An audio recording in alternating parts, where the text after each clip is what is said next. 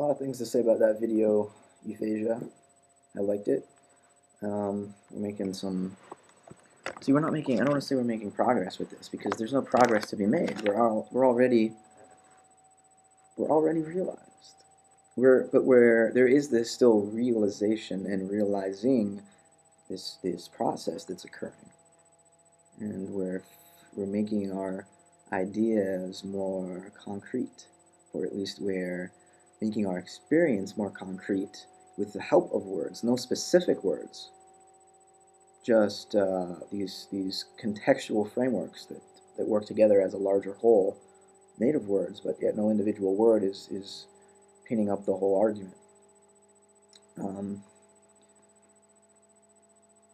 You asked, does the number of people who believe in these new manifestations, these ideas, these words that we're trying to lay out there and put together, the number of people that hear them and understand them and experience them, is that what makes them real beyond just our minds?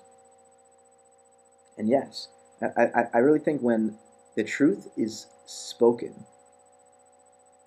it will be heard. Now, granted, it will only be heard by those who are ready to hear it. Some people are listening to these conversations or not listening to them after the first few seconds because they think we're not making any sense. We're not talking about anything that's real because there's no proof of super mind or any of that. And that turns a lot of people off, and that's okay. That's okay. This isn't for everybody, but it's still important because there are a lot of people that do understand what we're saying. And, it's the kind of understanding where I don't even understand what we're saying half the time. I experience what I'm trying to say. I don't necessarily understand it or know everything about it or have the master plan ready to hand out. That's not the way it is. That's why it's a community coming together, manifesting these ideas as a larger whole, in a larger context, stabilized by more individual minds into a global mind. So it's not about frameworks necessarily. It's not that we have to build new frameworks. It's more about trying to understand how to better use frames to begin with, because we don't want to ever settle for one specific framework and one specific way of conceiving of what is not a conception. So we don't want to limit ourselves to one framework. So we're not looking for a framework. We're looking for a way of directly utilizing frameworks, being alive to our experience and no longer just manipulating dead symbols around and worrying about definitions and logical analysis and stuff. We have to break free of that and allow the creativity that's inherent to us all to blossom. We don't need a specific framework. All these varying frameworks, religions are so important in this context because at the heart of every religious tradition is a truth more important than anything we have ever. Science has important truths too, but they're truths without experiential living interpretations given to them. So, when we know that, we know the molecular structure of the helium atom, that's amazing, and that helps us to produce a better world and a better existence for us all. But there's no direct application of this knowledge to life. That happens only in religion.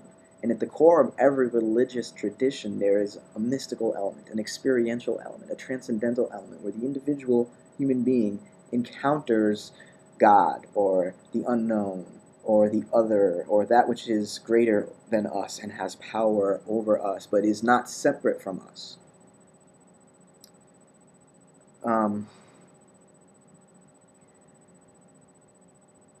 So if we go to the center of Christianity and we read the works of Meister Eckhart or St. Augustine or St. Thomas Aquinas or any of these Christian, some of Aquinas' stuff isn't too mystical, but there are elements of mystical, experiential, existential type writings that when you read them, they lead you through this experience of God, and they're not trying to define God necessarily. Even Augustine wrote some theological stuff where he was trying to define God, But he also wrote this more existential, expressive stuff where he was trying to lead people down this path of experiential awareness of God, that word that really just refers to an unexpressible experience that we're all groping after, trying to express. And if I want to know, if I want to know about Islam and its core, I'm going to look at Sufi mystics and their writings and read Rumi's poetry, and that's the core. That's the experiential core. That's not, there's a bad side to these religions too, obviously. The institutionalization, the dogmatic, literal interpretation of their texts, and that is not religion. That is something else. That is power. That is manipulation of people's minds. It's mind control. But at the core of religions is something very important, because we can't just be secular, because when we're secular, we've limited our human experience to this egoic consciousness, and we can't ever transcend that. We can't ever believe that love is more than a chemical reaction in the brain. We can't ever believe that human life has a greater purpose outside of our relative, human culture and stuff. We don't have, when we think like that, we have no connection to nature. We feel like we're separate from this amazing process of evolution that moves from the Big Bang to intelligent life. I mean, we're not separate from that. We are not a mistake. Human intelligence is not a mistake. It is not an accident. It is the natural course of the evolution of the entire universe.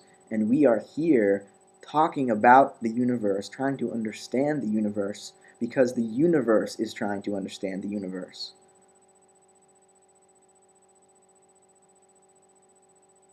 Mention the guise of humanity.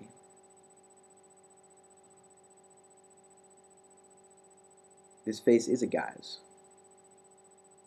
but it's not an illusion. It's an expression of something unseen. They're both real. But this is the outside. The inside is invisible. You can still experience it, but it is the one who experiences. It is not what is experienced. So, yeah, that's all I have to say. So let's keep this going. Please, other people, please get involved in this conversation, even if you have just questions, or even if you have criticisms, anything. Speak up, because I need to hear it.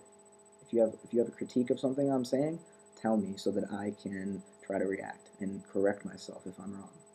So, thanks for listening.